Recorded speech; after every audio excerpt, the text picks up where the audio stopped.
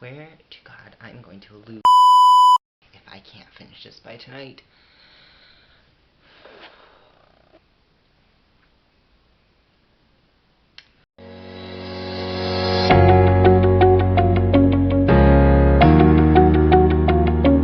Hello, my name is Tucker, or as some of you might know me as from Goodreads, Tucker the Reader. Today, I thought it would be fun to do a booktube video while cozied up in my blanket because it is frigid outside. And I don't have good curtains, so the outside is basically the inside of my room. I thought I would do booktube because other people are doing it. The best form of peer pressure. I have always wanted to be a YouTuber, specifically a booktuber, but then two people, Melanie from Mel to the Any and Miranda from Miranda Reads, I'll link their channels in the description, started doing booktube, and I thought, well, if they can do it, I'm sure I can do it.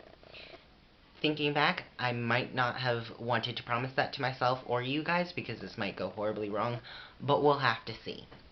To start, I thought I would do something hopefully simple, but honestly, again, it could go horribly wrong. We'll see, who knows. Fate is a messy thing. So I'm going to start by going through some of my all-time favorite books.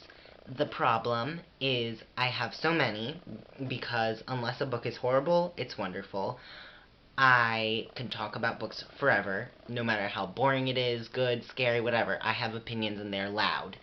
And three, I don't own all of my all-time favorite books because I'm not good with money management.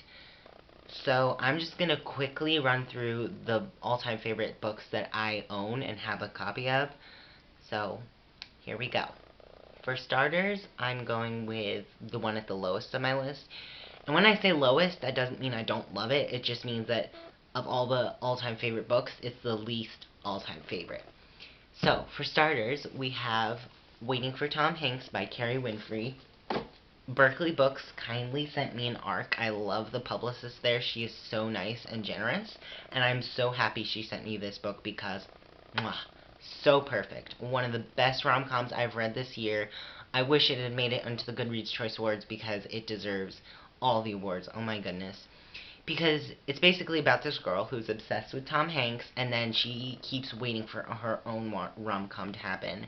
And then everything she sees in the lens of a rom-com is just so cheesy and romantic and stupid, but also so good. It made me laugh so many times. Oh my goodness. I cannot recommend this book enough. It is the best rom-com I've read in a long time. Next up, I have Smile by Raina Telgemeier. This is a graphic novel memoir about a girl who has a bunch of dental issues, like she knocks her teeth out and then it's a whole spiel. It was so good.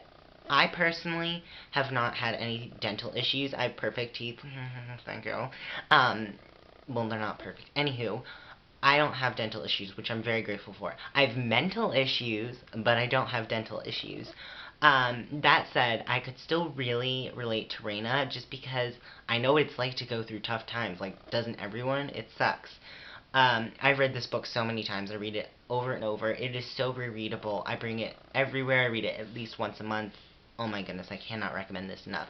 And her other books. There's Sisters, Ghosts, and Guts Now. Just so good. She is such a brilliant artist and writer. Next up, I have Genuine Fraud by E. Lockhart. This book is such a weird thriller. I've never read another thriller like it. It is told backwards. So from ending to beginning, we start at the ending and we go to the beginning. You would think it would be confusing and dumb, but it's not. It makes complete sense, and how everything like fits together in the end, I'm like, oh my gosh, I just put a puzzle together without even thinking. So weird, so good. I cannot recommend it enough. By the way, it is signed. Hold on. It's because it's personalized to a person I traded it with, and I don't know if they'd be okay with me showing their name, so I'm just gonna... It's signed. When I traded it, I didn't know it would be signed, and I was so happy. I felt like, oh my gosh, I just got a deal. Like, oh my goodness. It's also an ARC, and I wasn't sent an ARC, like I traded it. So, thank you to the trader who traded with me.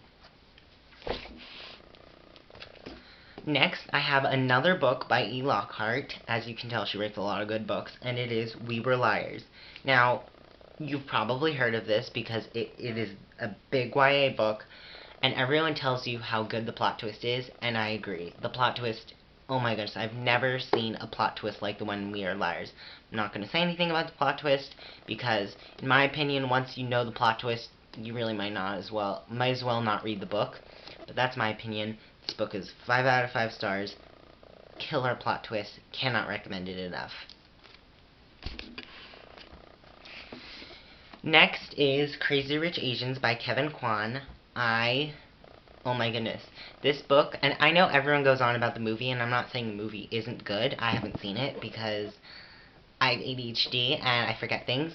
I've been wanting to see it. Who knows if I ever will. But I think the book will probably be better than the movie. I can hear people yelling at me, telling me, no, it's not as good as the movie. Be quiet. No one asks for your opinions. If this is my opinion video, I get to talk. Anywho, this book. It follows Crazy Rich Asians, a big Asian family who fights over money and spends ridiculous amount of money, and they get angry about marriages and trivial things. It is so funny, it's so dumb, and you're going to be shaking your heads at the characters all the time, and yet it's still so lovable.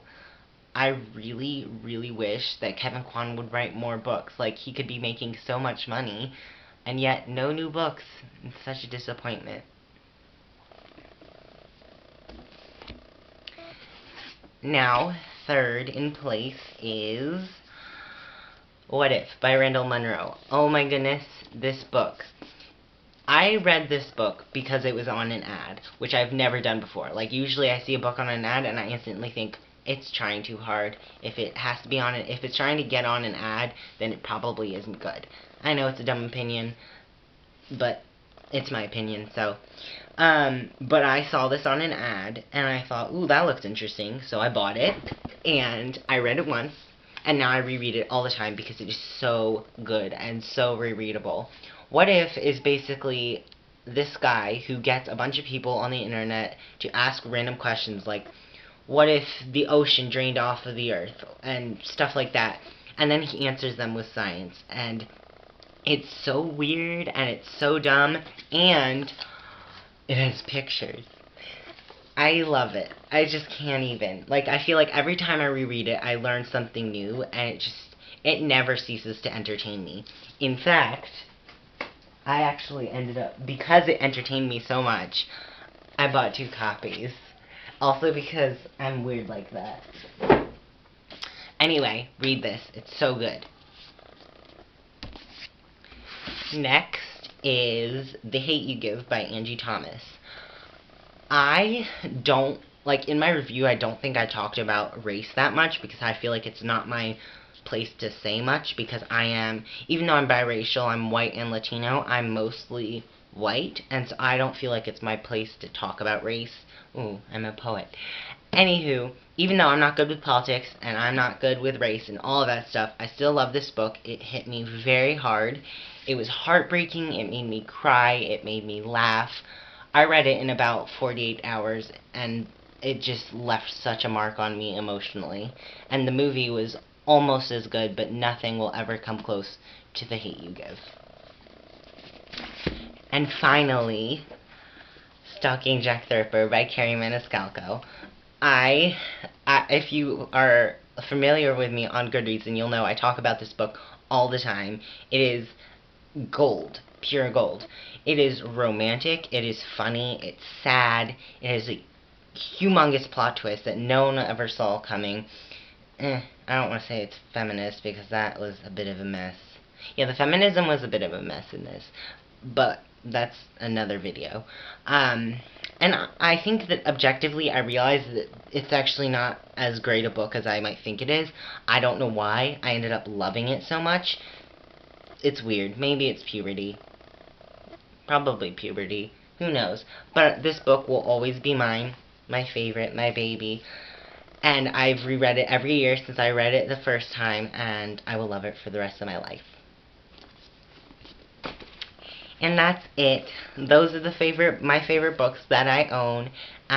Thank you for watching this video. I'm surprised people want to hear my opinions, and I'm honored. It's so cool.